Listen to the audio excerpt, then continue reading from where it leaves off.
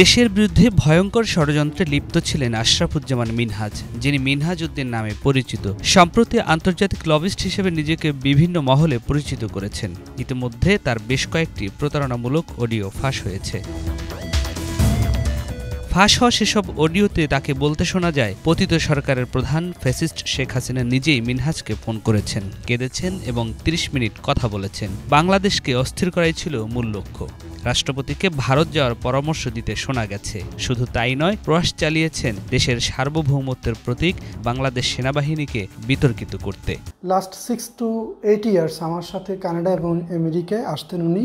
এসে lieutenant general হাফিজ উনি আসতেন শুধুমাত্র আওয়ামী লীগের একটা নমিনেশনের জন্য, বিকজ অফ ওনার বাবা এবং বঙ্গবন্ধু হচ্ছে বন্ধু, বুঝতে পেরেছো?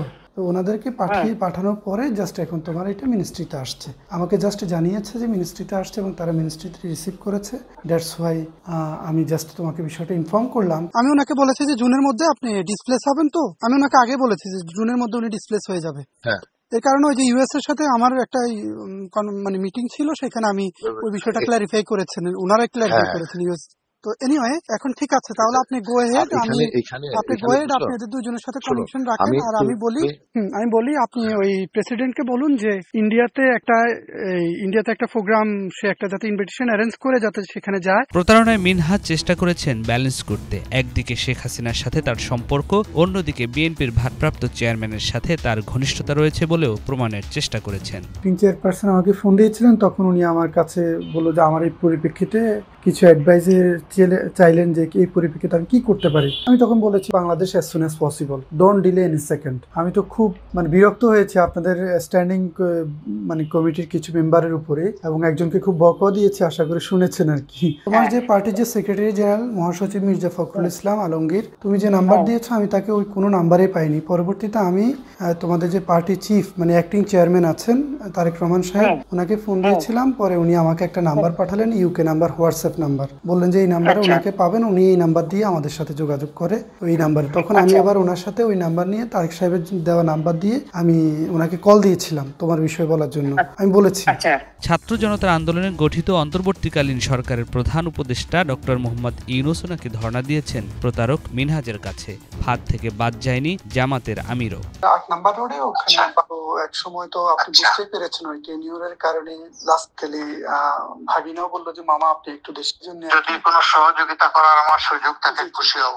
আমি আপনাকে, আপনি আমাকে স্মরণে রাখবেন, আমি আপনাকে স্মরণে রাখবো। ইনশাআল্লাহ ভাই ভাইয়ের জন্য সবাই একসাথে কাজ করব, সেটা হচ্ছে বড় বিষয়।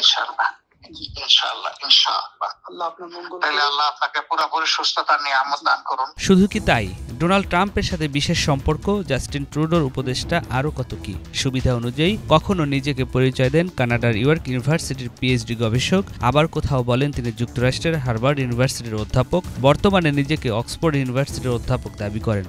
নিজেকে বিত্তবান পরিচয় দিয়ে সুইস ব্যাংকে $55 বিলিয়ন গচ্ছিত আছে বলেও দাবি তার। তবে যখনই এসব প্রতারণা প্রকাশ্যে এলে তখনই গা ঢাকা দিলেন আশরাফুজ্জামান মিনহাজ। এদিকে আশরাফুজ্জামান মিনহাজের সঙ্গে বিএনপির ভারপ্রাপ্ত চেয়ারম্যান তারেক রহমানের কোনো সখ্যতা নেই বলে জানিয়েছেন দলটির সিনিয়র যুগ্ম মহাসচিব রুহুল কবির রিজভী। মঙ্গলবার দুপুরে গণমাধ্যমে পাঠানো সংবাদ বিজ্ঞপ্তিতে জানানো হয়, মিনহাজের করা দাবি সম্পূর্ণ মিথ্যা, বানোয়াট ও ভিত্তিহীন। মূলত আশরাফুজ্জামান মিনহাজ একজন প্রতারক ও ধান্দাবাজ।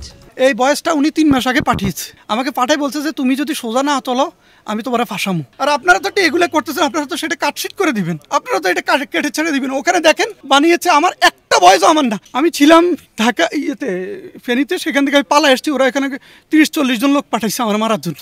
মপ তৈরি করে বলেছে তোরা যেখানে পাবো মপ তৈরি করবো, মপ তৈরি করে মেরে ফেলবো।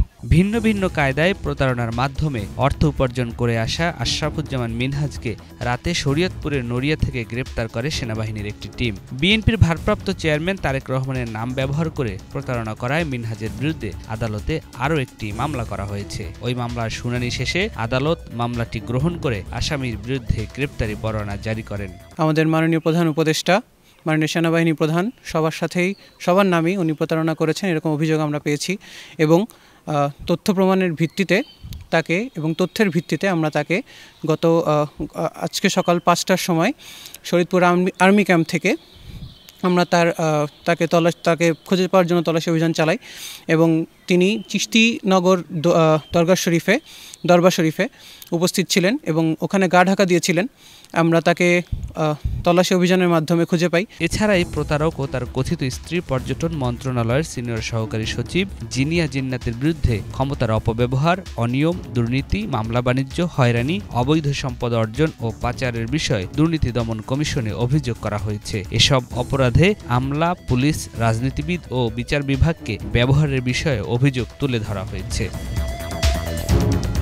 নিয়াজ মাখদুম, বাংলা ভিশন, ঢাকা।